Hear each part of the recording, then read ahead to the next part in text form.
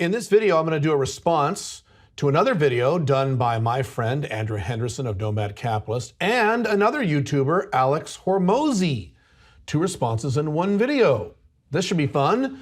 I am Caleb Jones. This is Sovereign CEO. I help people just like you to set up location-independent companies, also move to a less bad country, or at least set up an international backup plan and do all of this for very little money, which is the key component that separates me from these two gentlemen. So before I get into it, let me state for the record that I really like both of these guys. Andrew is a friend of mine. I have spoken with him at length. I've worked with him several times. He's a fantastic guy, love him to death. He's a good kid. And I can call both these guys kids because both these guys are in the age ranges of my own son. So I'm an old man. I'm old enough to be the father of both these bastards. But anyway, Andrew Henderson, love him to death. Alex Hormozi, I've never met him. I don't know him personally, but I'm sure if he and I sat down and talked, we would agree on a lot. We would also disagree on a lot because he does not teach an Alpha 2.0 business model. And I will cover that more in detail as we go along in this video. But I like both these guys. They're great. And I consume their content and I recommend them, although there's a key difference, and I'm going to cover that in a second. So basically what happened was Alex Hormozi, those of you who don't know, he's a big YouTuber in the business space. He talks about scaling big multi-million-dollar companies. Alex Hormozi did a video a while back, about a 35-minute long video on how you don't need tax shelters. Tax shelters are a dumb idea. Spending time to reduce your taxes, including things like moving out of your country, is dumb. Instead of eliminating your taxes that tax you at 50%, just double your income. Same thing. That's his argument. And so Andrew Henderson of Nomad Capitalist did a response video to that video, and that's the one I will be responding to because he brings up Alex's points and responds to them. So I will be responding both to Alex's points and to Andrew's points. Kind of a 2-for-1 here, kind of fun. Now, the main thing with these two guys is these are both 7-figure guys. These are both multimillionaires who make 7-figure incomes. They operate at a level that most people on the internet are not operating under. And I am also a 7-figure guy. Technically, I don't like saying that very often because when you quote big numbers, I think it starts to disconnect with the audience.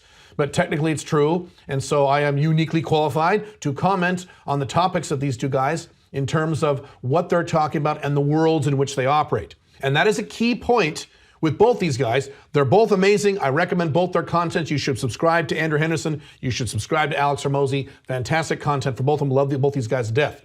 However, they're operating at a certain level. For example, I will tell you for a fact, if you don't make at least $1 million a year, Andrew Henderson of Nomad Capitalist won't even work with you. He doesn't need to. Trust me, he doesn't. As the Western world continues to collapse, he gets more and more business every year. So he doesn't need to work with you unless you make a lot of money. Alex Hormozi, kind of the same thing. He's not interested in you at all until you own a company that makes at least $3 million. And then he kind of does a 180, then he's very interested in you. And then when you do get to a business that you own that's worth $3 million, suddenly Alex is very interested in you, very quickly. So just be aware that the topics that they're talking about are really relating to men at that level or men who are working diligently at getting to that level. And I know for a fact that you guys in my audience, most guys on the internet, I've spoken with hundreds of you over the years, are not crazy, motivated, workaholic bastards like me who want to make 7 figures or 8 figures or what have you. Most of you guys would like to make a strong, but not 7 figures, strong, $85,000 a year or more than that income, location independent, live somewhere nice, live a free lifestyle, and live that life. And you're really not interested, most of you are not interested in busting your ass so you can make millions of dollars a year. Now, there are some of you who are like me, and I love you, but you guys are a small percentage of the audience. And I will discuss more of that as we go along, but the main topic of this video is it worth it to take international measures to reduce your tax burden? Yes or no? Alex Hormozi says yes, Andrew Henderson says no, and I'm gonna give you a slightly third opinion on this because I'm not coming at this from a place of a 7-figure guy talking to other 7-figure guys. I'm coming at this from a place from I'm trying to help you guys accomplish the goals that you want, even if you don't want to make anywhere near 7 figures. Certainly if you do, that's wonderful, and I think you should do that. But most of you don't want to, and that's okay too. As long as you make the Sovereign CEO minimum of $85,000 a year US, and as I talked about in prior videos, you are hyper flexible. As I've said in prior videos, the only two types of people who will survive and thrive during this dark age in which we have just entered are men who are wealthy, like Andrew and Alex, and I guess me, depending on your definition of wealthy, or men who are not wealthy, but men who are hyper flexible. Cool? Cool. All right. Let's get into the video here, and I will start and stop and pause Andrew as we go along. I'm not going to go through his entire video. I'm going to go through the key points where he's actually relaying Alex Hormozi's points and then giving you his perspective, and then I will give you mine. So I pushed back on that. Listen, I like this guy's content. Let me go through the arguments one by one, because what somebody said was, finally a real competitor for Nomad capitalists. Andrew Henderson, move to a different country and save half your taxes. Alex Hormozi, live wherever you want and focus on doubling your business. Let me be clear. Those things are not mutually exclusive. Number one, you can instantly nearly double your business by keeping more of the money that you've been paying to your government that they are now using to take away your freedoms. They're not using wisely. Okay, really quick on that. That is a key point that a lot of people forget. And so guys who are at very high income levels who say, you know, if you worry about saving money on taxes, you don't make enough money. Just make more money. Well, here's the thing. By moving to Dubai, which is what I did, for example, by moving to a country that doesn't tax you at all, your savings, your tax savings are immediate. So how long does it take you to double the size of your business? It depends. Maybe you could do it in a year, but it might take you several years of hard work or a lot of investment and a lot of capital, right? Whereas if you just make a single move to another country, it's going to take some time and effort. You don't have to be a Five Flags maniac like me, but as soon as you do it, the split second you do it, those taxes vanish. They're gone. My income, my net income in terms of my net after-tax income increased dramatically last year because I moved to Dubai. I didn't have to get any more clients. I didn't have to hire any more people. I didn't have to expand my businesses. I didn't have to hire salespeople. I didn't have to hire a bunch of complicated CFO stuff. I didn't have to do any of that stuff. I just had to move to a country, set up some bank accounts, file some forms, and boom, instantly my income went up by I don't know exactly yet, at least double-digit percentage points, and that's pretty good when you make the money that I make. Not bad. So that is a key point, is that yes, you should double your business, but that's going to take a lot longer, generally speaking, than just moving out of the country and eliminating the 40, 50, 60% you pay in terms of taxes to your authoritarian, left-wing, collapsing Western country. So Andrew is correct on this. I don't care whether you're a libertarian or not. The governments of the Western world are not using your money wisely. Listen, if you live in Montenegro and your tax rate's 9% and you want to stay there, by all means you do it. Listen, stay wherever you want, but you can instantly nearly double your business just by reducing the tax burden. That's money you can put back into your business. Right, instantly, or near instantly. It's a lot faster to cut those taxes than it is to double your business. Hiring more people, doing more advertising, doing whatever more of what works. And then on top of that, what I've seen since I expatriated from the United States, not even just since I moved out of the United States, but since I severed all my ties with the U.S., my business has grown 23-fold. And so now, let me put that in context. He's right. He's doing really well right now. Not necessarily because he moved out of the United States, although I'm sure that helped. What the reason for his growth is because of what has happened over the past 3 or 4 years. Andrew moved out of the United States, I believe, in 2017. Or no, he moved out of the States much before that. The point is, the reason he's done really well is the Western world is collapsing. More and more people want to get the hell out of the United States, Canada, Western Europe, Australia, the collapsing trifecta. That's why. So yes, it certainly helped, but Andrew, as I recommend, has picked a niche that is on trend. There's a reason I'm in the same niche, although I service a very different clientele. So to put that in context. So for me, as someone who had a disconnect in the U.S., that severing of ties seriously helped me grow the business in a very big way. And so the idea of moving to a different country to save on taxes as a scarcity play, to me, is not correct. To me, it's an abundance play. It allows you to be more abundant and allows you to feel a lot better about your business. It allows you to do a lot more things. Double your business by saving the 50% tax bill, and then double it again because you're just more of the mode where you're not wasting money. You're not doing so many of the inorganic things where you try and pile up a bunch of deductions on December 30th to save money. Right, let me bring that up. That's a very good point. Living in Dubai, where it is a tax-free society, more or less, that's an exaggeration, but when you pay no income taxes, no payroll taxes, nothing like that in your business, you don't have to hire an accountant, okay? People don't realize this. When you have a Dubai corporation that makes money, especially when it sells to people outside of Dubai, so it doesn't have to pay that 9% corporate tax that's coming next year, you don't need to hire an accountant. All you do is you just take the money out, label it as a salary, and that's your money.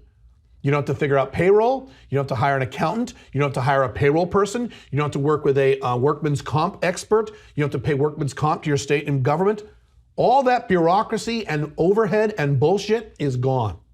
So it's not just that you're saving money on taxes, you're saving money on time managing your business. And I can tell you for a fact, if you're a business owner, one of the worst places to spend your time, even though you have to do it, is working with lawyers, accountants, tax accountants, right? Payroll people, workman's comp people, and all that crap. So that's another benefit, correct.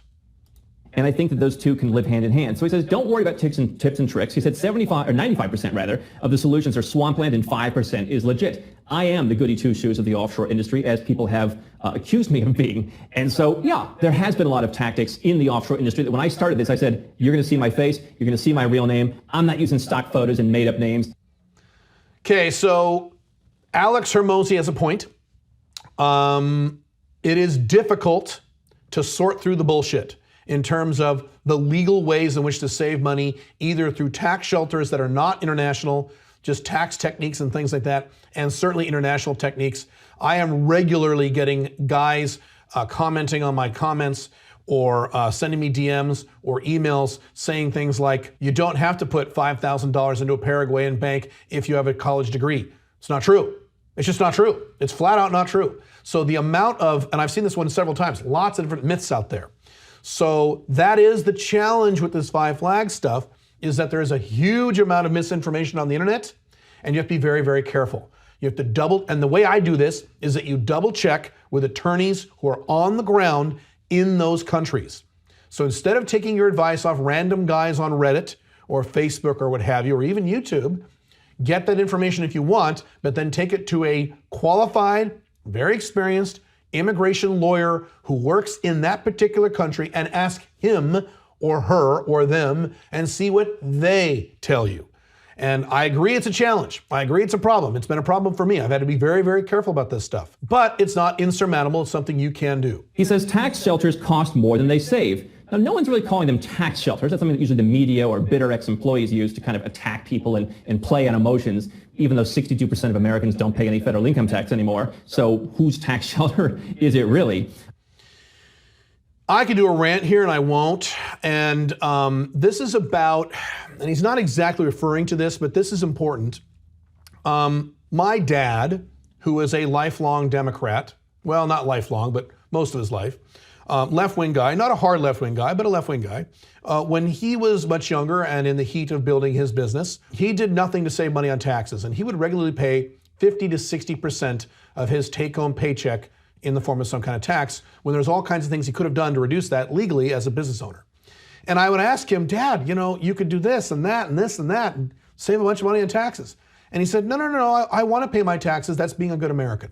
I've talked about this before over at my blogs where I used to talk more about politics, but do you know where your money is going when you're an American? Especially when you're an American, but most Western countries. Do you know where that money is going? So if you're an American, that money is going to do things like bomb civilians in countries that have never attacked you. Paying for that. That's where your taxes are going. It's also going to things like bailing out multi-millionaires who have ripped people off. That's where your tax dollars are going. The waste and the fraud and the abuse of the typical Western country is staggering beyond belief. Now, if you live in a small, efficient country like Singapore, then fine. It would make sense to say, well, I want to contribute to my country because my government is very well run and I want to give back to my community. That kind of makes sense. Doesn't make any sense at all if you live in the United States or Western countries that are not the United States. You may say, well, I don't live in the United States. I live in Canada. You know what your government does with your money? It gives tens of millions of dollars to terrorists because they feel bad, okay? European countries too. Your Western country takes your money and blows it out the window. You're not doing anything philosophically honorable by paying more taxes to your angry, collapsing, authoritarian, left-wing, corrupt, totally mismanaged country. So get that out of your head if that's in your head. No. But does it cost more than it saves? No, because one of the criteria that we use when we onboard people here is, can we get this person a successful ROI? I saw a message, I just wanted to do some spot checks the other day, saw a message that someone from our team sent to a guy on social media, and he was laying out his numbers, and they said, like, listen, we can get you an ROI within 1 to 2 weeks of what you're paying. If you apply. By the way, I've speeded up Andrew. I've sped him up a little bit to save time in this video. But yes, that is a dumb point that Alex Hormozi made. They don't cost more money than they save. I have certainly spent a hunk of money on my Five Flags life. A decent hunk of money. Oh, I spent a lot of money. I will tell you for a fact, I have made that money back over and over and over again just in the last 2 years. So no, that's kind of silly. That's a very silly blanket statement. You can indeed legally save massive amounts of money as a self-employed person by expatriating to another country or by setting up business entities in other countries or various other means. Yes, even if you're an American and even if you don't renounce your citizenship, you should look up the foreign earned income exclusion. So that's just a blanket bullshit statement that Alex is giving. That is just not accurate. Our principles, and you're willing to live within some rather wide guidelines, we can get you an ROI in 1 to 2 weeks. Now, if you figure, hey, I'm going to spend $100,000 on putting together an airtight tax strategy that covers all the bases in every jurisdiction where I operate, from where I live, from where my citizenship is, where my residence is, where my employees are, everything across the board, how am I going to put that together for $100,000? If I'm, making $10 million a year and I'm paying $4 million in taxes, yeah, $100,000 is nothing. How exactly does that cost more than it saves? Right, and the more money you make, the more you will actually end up saving. Now again, we're going back into this zone where Andrew is really talking here about seven-figure income earners.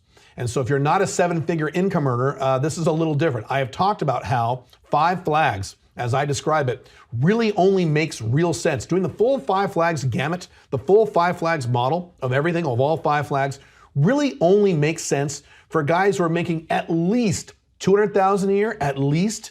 Probably more than that. If you're making $80,000 a year, $50,000 a year, location dependent, even $100,000, $150,000, doing all Five Flags isn't really worth your time because it's going to cost a lot of money and take a lot of time and effort, and the amount of money you save won't be worth it. Now, guys at my level save a lot more money, so it makes a lot more sense for me to do these things. Now, you can certainly save a lot of money if you make less than $100,000 a year by not doing all Five Flags, just by moving out of the country or spending 6 months outside the country or offshoring some of your business operations. You can still save a hell of a lot of money if you're not a seven-figure income earner. It's just that Andrew here is referring to a guy who, for example, makes $10 million. He spends $100,000. He's going to spend a little more than $100,000. So let's be honest here. He's going to probably spend $200,000, but okay. He earns $10 million a year, he spends about $200,000, and suddenly instead of paying $4 million in taxes, he pays a fraction of that. Yeah, that's an instant ROI, and he's right about that for higher income earners. I mean, let's say that I'm making $1 million a year and paying $400,000 in taxes, and I go for a watered down version. I'm going to pay $75,000. I've got an ROI in a couple of months. And Right, that's correct. He's accurate about that. And stay overseas and run my business and grow it a lot faster. I'm going to get my money back in 2 or 3 months. Some people get it back in weeks. And then for the next 10 years, potentially, I'm going to save that tax money as my business grows. I don't recommend people who think their businesses are about to fail go offshore. If your business is growing, you can go overseas and it's going to cost you a lot more than it saves. Listen, maybe Alex Hormozi is following these guys that charge $500,000 for tax structuring. I have friends who have done that approach. He says it takes a lot of time to vet things, create new entities, transfer stuff, reincorporate.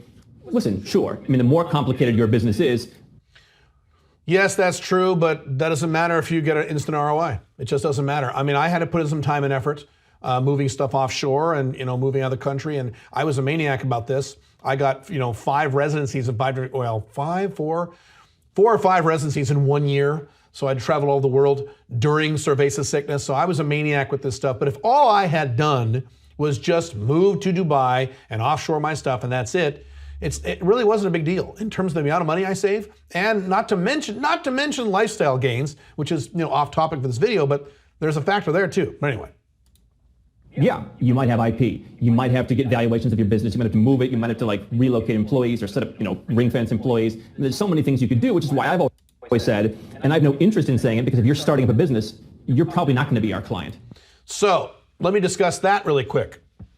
Both Alex and Andrew are talking about non-Alpha 2.0 business structures. So Alex Hormozi, God bless him, love him to death, does not teach Alpha 2.0. He teaches standard business models of build a big giant company with lots of employees and make a lot of money. Nothing wrong with that, but you are less free, you're not location dependent, and on a regular basis I will get questions from my audience. Guys will say, hey Caleb, why not just bust my ass and build a normal company, a location dependent business, but make $10 million, $25 million, hundreds of millions of dollars? Why not do that? Well, The reason why not is because you will have zero freedom for the next 10 to 25 years. Trust me, guys like Steve Jobs, Bill Gates, Elon Musk, Mark Zuckerberg, when they were building their businesses, they had no freedom and no life for decades. If you don't mind not having any freedom for 25 years and then cashing in a big mountain of money later, that's fine, go ahead and do that. I would mind, and I would mind a lot. I would rather you make a lot of money if you want it and have freedom while you do it and have freedom of action and not have to worry about the overhead of all these goddamn employees. Andrew Henderson also does not teach Alpha 2.0 business models. Now, he is location dependent. That's great. So that's the thing he's doing right. Although the guy has something like 30 employees, 30 W-2 full-time employees. Andrew, my God, him and I have discussed this already. You know, Andrew, you can make a 7-figure income with 0 employees. You can do it. It's called Alpha 2.0. You might want to try it out. It's fucking awesome. He'll never do it.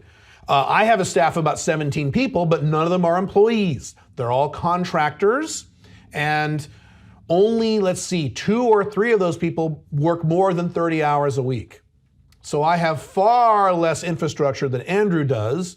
I don't know what his net income is. I know he's a 7-figure guy. I know his gross is a lot larger than his net because he's dealing with all these infrastructure plays. So that's what he's referring to here is the typical 7-figure business owner, business earner who has lots of employees, IP, locations. And so, yeah, if you're in that standard non-Alpha 2.0 world, it is a huge hassle to move your company offshore. Hell yes, that's very true. Was it a hassle for me? No, I just moved.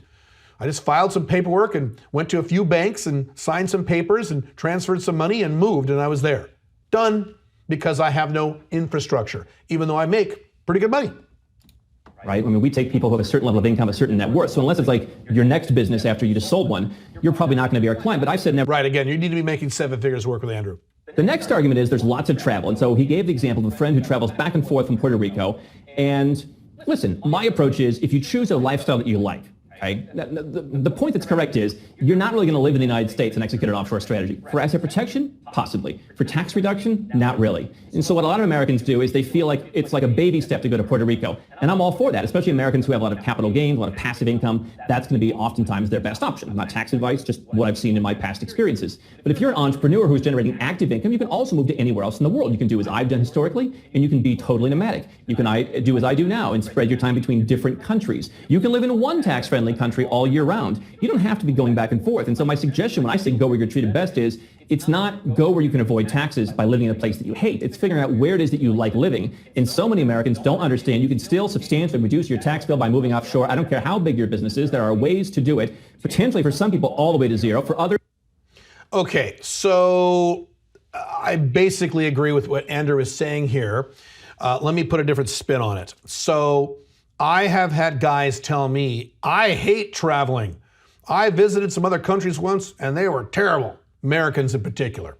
Usually Canadians, Europeans are nicer about this, but Americans, other countries suck. They're terrible. Why would you want to travel? It's terrible. Now, if you hate traveling, if you hate every other country in the world, which is stupid because you probably haven't traveled, especially if you're a fucking American, but if you hate that and you want to stay in your collapsing authoritarian Western country for the rest of your life, then fine, go ahead and do that. That's okay. Andrew's point here is valid. You would only do that if you like other countries. I love Dubai. I love Paraguay. I love Armenia. I love or used to love Hong Kong. Still love Hong Kong, just not as much. There are so many countries out there that I love to death. These are wonderful places for me to visit. And if I didn't love them, I wouldn't go there. Do you think, especially if you're familiar with me long-term over the past many years with my Alpha Male 2.0 content, do you really think I would move somewhere I didn't like just to save money on taxes? You think I would do that? No. I would save money on taxes while moving to somewhere or spending time somewhere that I liked.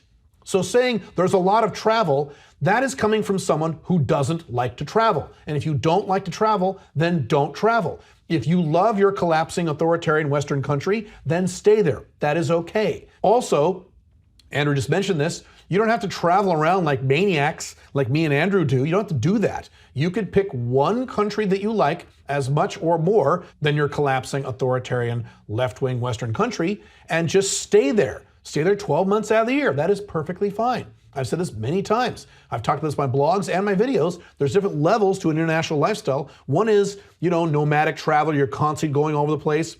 One is you're cycling between 2 or 3 different places. And one is you just live in one place, not in the United States or not in the Western world, but you live in one place and you stay there 12 months out of the year. That's fine.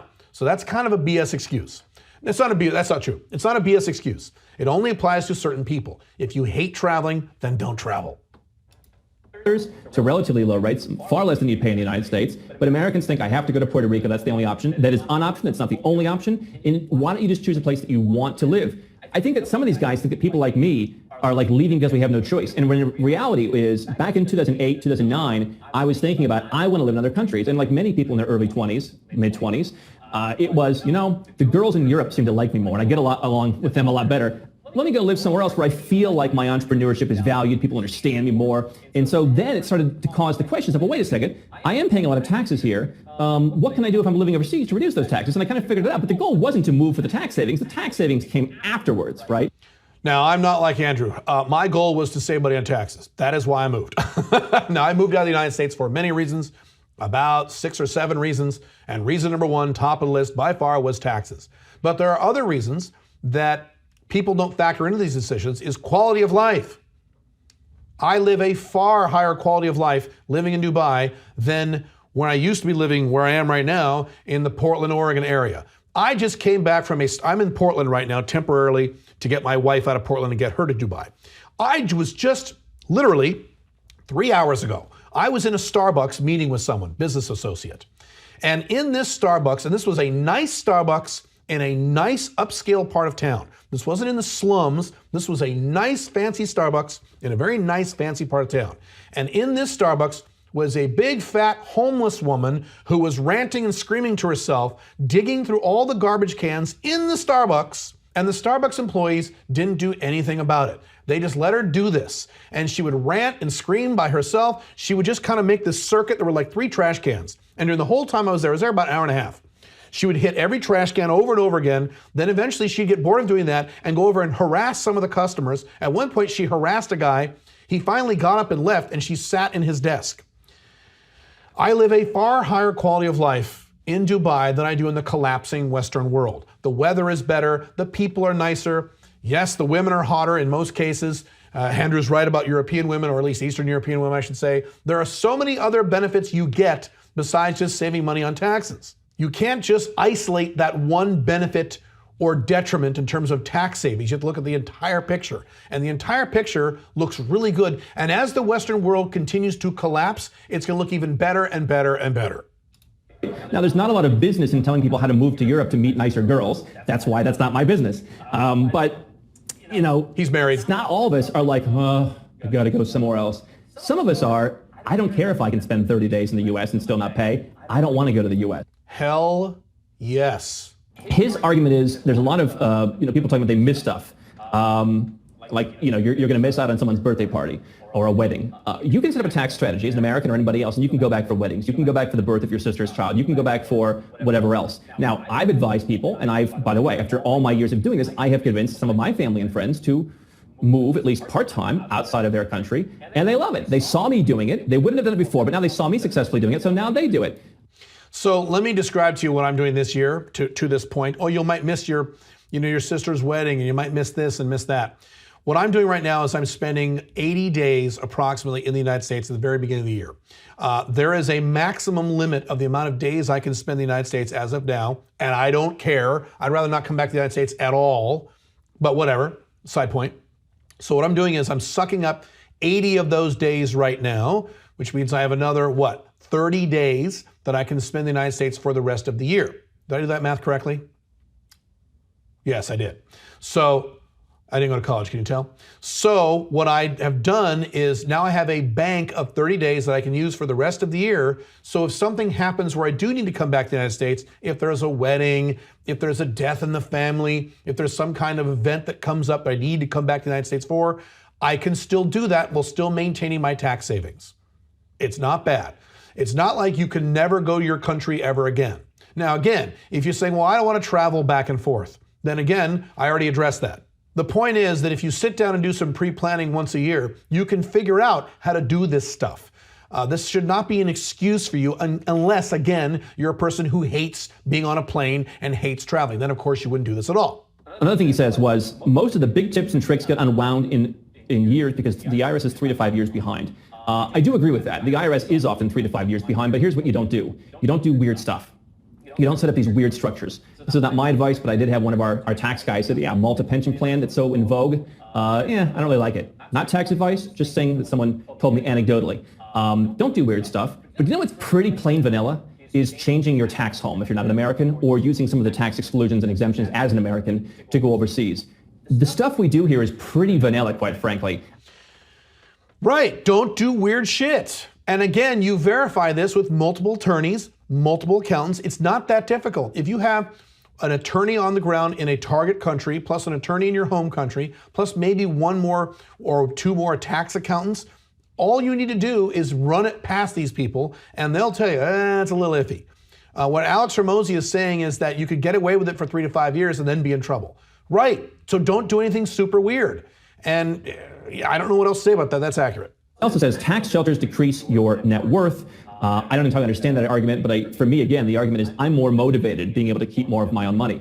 By the way, look at what's happening in the world right now. A lot of people are suffering. I'm able to give more. This is something that people push back on. Some of the people in our audience push back on me for doing this and for even talking about it. I've always been, since I was 8 years old, inspired by charitable giving. I've got a lot more money, and I'm in a much better mood to give that money away because I'm paying so much less in tax.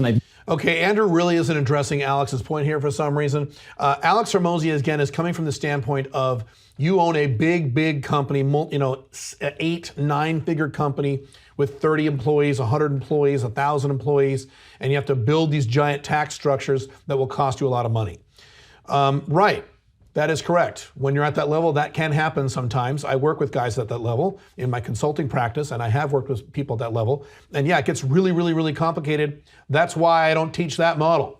Very simple. I teach an Alpha 2.0 business structure where you have 2 to 4 small, location independent, highly niched businesses selling high margin products or services to narrow niches, 2 to 4 of them, where you don't have any employees and no physical location and very little overhead. Now you're flexible, and now these tax structures can work for you very well, and I am living proof you can make a very high, very strong income and still not have a building with your name on it and a bunch of goddamn employees like Andrew has and Alex has.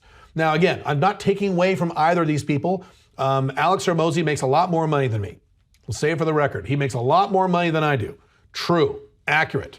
Andrew Henderson, I'm not sure what his net is. His growth is very impressive, but like I talked about, he has a lot of overhead, so I don't know what his net is. Maybe he makes more money than I do, and if he does, maybe he makes a little, I don't know. I'll just say for the record, he probably makes more money than I do. I don't know. But the point is, I do really well without any of these hassles and any of these headaches and any of this overhead because I follow the Alpha 2.0 business model that I teach.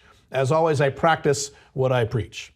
The other thing he mentions is thinking in increments rather than orders of magnitude. Again, our business is up substantially since I cut my ties with the U.S., and it's not a financial conversation. That is a conversation of oneness that I feel now more aligned in my own life. I feel more aligned with my identity. Now, again, if you love being American, this may not be for you. But to say that people who want to go overseas and save money on tax and to be able to give more, do more, grow more, are not thinking in orders of magnitude, I've seen orders of magnitude, and I see it every day with people that we help who've grown.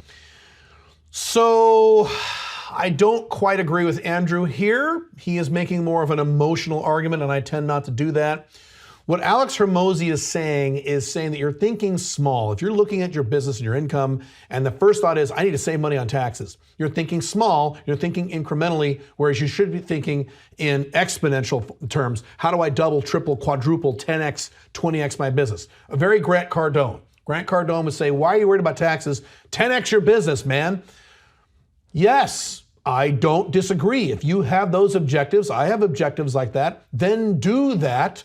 But why not do that while paying 5% of your income in taxes or 2% of your income in taxes legally, or in some cases, if you're not an American, 0% of your income in taxes. instead of paying 40 or 50 or 60%. Why not? I don't see the reason. Again, unless you're one of these weirdos who just hates everywhere in the world except the country you happen to have been born into and you hate travel. Those people aside, why would you not do this? Why is it one or the other? It's both. I have very big income goals, very reasonably large net worth goals. I have those same big goals that guys at that level have. But I am still much happier paying the taxes that I'm paying now than the taxes I used to pay as an American stuck in the collapsing USA. I'm not sure where the binary thinking comes from. Maybe this is an American thing of, you got to be a Democrat or Republican, you got to be a right-winger or a left-winger, and there's no room for nuance, and there's no room for actual critical thinking. Maybe that's part of this. I'm not sure where this comes from, but you can do both. Are not thinking in orders of magnitude. I've seen orders of magnitude, and I see it every day with people that we help who've grown substantially because they can reinvest more money into their business. Business is a competition. I know a lot of the entrepreneurs on Instagram don't want you to know that, but you're competing with people who are already doing business in Malta, who are already doing business in Dubai, who are already doing business all around the world, and they're paying 0 and 5%. Hell yeah. I'm actually telling you that I'm in Dubai, and I save money by being in Dubai. Andrew is right. There are a lot of business owners, including people who are public figures on the internet, who don't want you to know that they are already doing business out of international jurisdictions that are less in tax because of whatever backlash they might get. So Andrew is right about this. You've got to compete with them, and that's hard. And so if you want orders of magnitude, you've got to be competitive. The world does not begin and end at the United States. Right. Saving tax money will hurt other aspects of life. Because of tax savings, you can't live with people that you want, okay?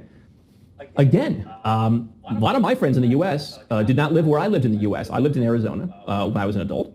Grew up in Ohio, then I moved to Arizona. So everyone I knew in Ohio, I didn't live with them anymore. Now I'm in Arizona, and I had some friends, but I also had friends in Chicago. I had friends in New York. I had friends in Los Angeles. I had friends in Seattle. And I had to go and see them from time to time. And I think a lot of people, especially in the Western world, people move around. I mean, are you always, we had so many friends over the course of my 10 or 11 years living in Arizona, and they moved to Orlando, they moved to, wherever, they moved to Vegas. And I don't know that necessarily works. I mean, bring your friends and family, bring your business partners with you, do this together. So I agree with Alex on this. He brings up a good point. I disagree with what Andrew said. That what Andrew said applies to some people, but not a lot of people. What Alex is saying, and he has a valid point, is if you have a big family, if you have a giant social circle, if you're very extroverted, you got lots of friends and family members in your local city, you won't be able to live where they live. Right. That's right. So that is a sacrifice you'll have to make. Fortunately, I don't have that problem. I'm an introvert. I know I don't act like one, but I am.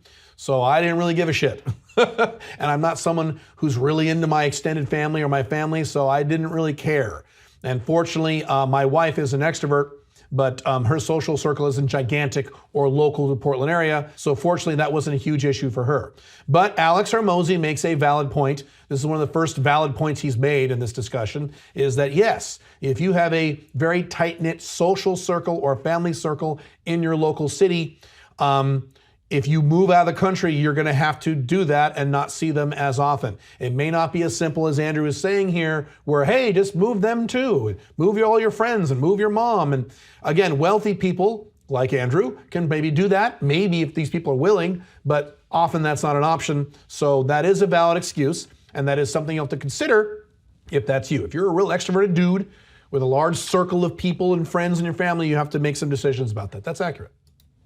Right? And by the way, I've also seen people who are Americans who their girlfriend's Mexican, their girlfriend's Filipino, their girlfriend is whatever, their boyfriend's whatever, and they can't come to the U.S. And so what do then? Rich people, he says, live in the U.S. Billionaires are rising fastest in Asia. So the idea that the richest people live in the U.S., sure. And I believe certainly that anyone can become successful. I don't buy into this narrative in the media that don't fight for the billionaires because you'll never be one. I think you can become a billionaire, and I've learned that lesson on the way up by realizing that the most successful people, guys I've known and worked with who've had hundreds of millions of dollars, are just like you. So what Alex Hormozi is talking about here is if your goal is to be a billionaire, because that is Alex's goal, that is not my goal, but if your goal is to be a billionaire, what he's saying, I watched his video, is that it's better to network with billionaires and be where billionaires are, and there are more billionaires in the United States, either per capita or in raw numbers, maybe both, than in any other country. True. Although there are more billionaires rising, as Andrew mentioned, in Asia, in rising Asia, than there are in the collapsing USA, and that trend is going to reverse pretty damn quickly. If your goal is not to be a billionaire, does this matter to you? Probably not. And the vast majority of you watching this video, the vast majority of you on the internet, the vast majority of you who just want a better life, probably don't have this massive, overriding, all-consuming goal of being a billionaire someday. Some of you do, fucking great, do that. Most of you don't, therefore it's a valid point, but not valid for you. Kind of to what I was saying at the beginning of this video. Just more motivated, they execute better. That's what they do. So I'm not here to say you can't become a billionaire, but maybe you're not. Maybe you don't have the desire to be a billionaire. And so, what does that really matter to you? Whether you do or whether you don't, why don't you go what works for you? By the way, Eduardo Saverin from Facebook, he gave up U.S. citizenship and moved to Singapore. I don't think he's suffering. Very good point. There are very wealthy people who get the hell out of the Western world so they can save money on taxes or have more privacy or asset protection or what have you. So that's a valid point. I forgot about that. Okay, so this U.S.-focused view to me is kind of silly. Also mentioned a lot of issues here. Reputational risk. Listen, I have had people who've come to me who are well-known and said, "Hey, I don't really want this to get out because if people in my clientele knew that I was running my business through somewhere else, hey, can we put together a multi-part structure to where I have some part of my business in the U.S. and the taxes are still low?" Okay. Obviously, I'm the extreme example. I mean, one time someone complained that they had to send money to a Hong Kong bank account to pay me. That was their issue. I said, wouldn't you complain if I didn't ask you to send money to a Hong Kong? Like, this is the business that I'm in, right? If you see my name in the Pandora Papers, you won't be surprised. But I think that the narrative is changing. And by the way, there are plenty of very tax-friendly places where you can live that are in Europe, for example. We're not talking about going to Vanuatu, and I would really never encourage. I had a guy message me. I had a gentleman. All right, I'm going to cut him off there. So this comes back to something I teach called outcome independence. Under the lifestyle models I teach, you shouldn't give a shit what potential clients or people might think of you. Ooh, his business is based in Dubai, so I better not do business with him because that's not... You shouldn't care about these things. I fucking don't. Are you fucking kidding? So that's a big outcome dependence play. I want to make sure that the address on my letterhead is the correct country that is appropriate for people in my social circle and in my reputation and people I want to impress. If I'm making good money, do I give a shit about these things? No, I really don't. And I don't think Alex should care about this either. Alex Hormozi, maybe his goals are different than mine. As a matter of fact, they probably are. But who cares, honestly? He also talks about the 85-year-old self-test and talks about what will you think when you're 85 years old? And you know what I'll think when I'm 85 years old? I will think that I lived a full life of traveling and living and dating people from all around the world. And I'll look back and say, I gave not only my family, my children, and myself a great opportunity. I was able to grow a business faster, employ more people, create more opportunities because I lived that adventurous life that also happened to financially incentivize me. I gave as much as I could. I just very simply lived that full life. So here's the thing. The tax structures you employ through Five Flags, usually, not always, but usually are things you do one time. It's not like what Alex Hormozi was implying in his video, where you're constantly engaged in these massive Five Flags projects every year for the rest of your life, and it takes a big chunk of your life for the rest of your life to save a little money on taxes. It's not how it works. Once you move to a more tax-friendly jurisdiction and you get everything set up there, you're done. You don't have to do it again next year and again the following year and again the following year and again the following year. You don't. You just don't. So it's something you do once, generally speaking. There are unusual exceptions. It's something you do once, and then you go back to your life and work on your business and build your mission and work on what you want to work on. That's it. It's not like you're going to spend the rest of your life trying to avoid taxes. Now, yes, there might be times down the road where you may need to relocate again. I can't tell you for a fact I'll be in Dubai literally for the rest of my life. For the long-term future, yes, certainly in the next 10 years plus. But maybe, 15 years from now, 17 years from now, whatever, something happens and something changes in the world and it's a better deal for me to relocate to somewhere else that isn't Dubai, and I'll do this again. And I can do that because I'm location dependent, and that's fine. But it's not going to be like the rest of my life every year, months out of the year, I'm going to be working on these tax-saving projects. I don't need to. Once you get Five Flags done, you're done. There's a little maintenance involved, but it's not a big deal. There's so many arguments here to speak to when you give up your ownership control. I own 100% of my companies. He's talking about don't talk about stuff that you don't know. Well, when you're talking about tax shelters and you're using that as that's your argument, you don't know what we're doing here at Nomad Capitalist. I don't. Yeah, those are just kind of random examples that don't really apply. Again, certainly don't apply to people who follow my material of Alpha 2.0 companies. It just doesn't really apply. I want to double my income just so I can double my expenses. There has to be some point where they start to detach and where you get to keep more of what you're earning, because quite frankly, the idea that you make $10 million, you pay $4 million, the average person in your country pays $0 in tax, and you're the one who's the problem. I don't buy into that. So if you love living in Los Angeles, listen, you don't need to defend that as, I don't know where Alex Hormozi lives, but if you love living in Los Angeles, you're living in Miami. You love living in Los Angeles, you need to get your fucking head examined. Andrew's a lot nicer than me. Listen, I'm going to tell you, hey, you can find a lot of the attributes of Miami somewhere else. You can find that somewhere else, whether you want lower cost of living, whether you want better culture, whether you want better dating life, whether you want lower taxes. You can get a lot of that all wrapped up into one bow. You may not believe it. I was in Dubai over the summer. There's some pretty wild stuff going on there, akin to what you might find in a place like Miami. And you can go there and you can legally reduce your taxes to as low as zero. So if you want to stay behind in those places after hearing Listen to Andrew, he speaks true. all the arguments, hey, I'm with you. You get to do what you want, and I get to do what I want. But let's not make it an issue of how I'm somehow running from something or that I'm small-minded. I made a choice of where I wanted to live. I decided that I could save a lot of money. I've shown how I've grown my business dramatically, and I think a lot of other people can do that too. The idea of that to me is a scarcity-minded idea is saying, I've got to stay within my own country because everything else is bad. Bad reputation, I'll regret it when I'm 85 years old. By the way, if you leave your country and you save some money, you can come back in 5 years. What's stopping you? Let's end with that. Good point. It's not a permanent thing. You can always come back to your country. If you decide you don't like it, you can always move back. If you renounce your citizenship, that might be a little difficult, depending on what you're doing, but you can always come back. It's not a permanent scenario in most cases. So it's not this thing where your life is irrevocably changed. Plus, as we mentioned earlier, you can always fly back and go visit your country whenever you want. I'll throw something else out there. If you're making a 7-figure income, you can afford to fly people to you. So once I'm settled in Dubai with my wife in about 2 more months, I mean, I've been living in Dubai for a year now, but once my wife is also there 100% settled, we're gonna be flying family members to Dubai to visit us. I'll be flying my kids, various other people, and if you're making that kind of money, you can fly anyone you want to go anywhere you want as long as they have a passport. It's really not a big deal. So that's it. I hope this has been helpful. If you liked this format of me responding to videos like this, the YouTube algorithm loves this stuff, and I don't do enough of these. I should probably do more of these. But if you like this kind of format, let me know, and I will certainly do more of these videos in the future. I will see you very soon. Have fun. Bye.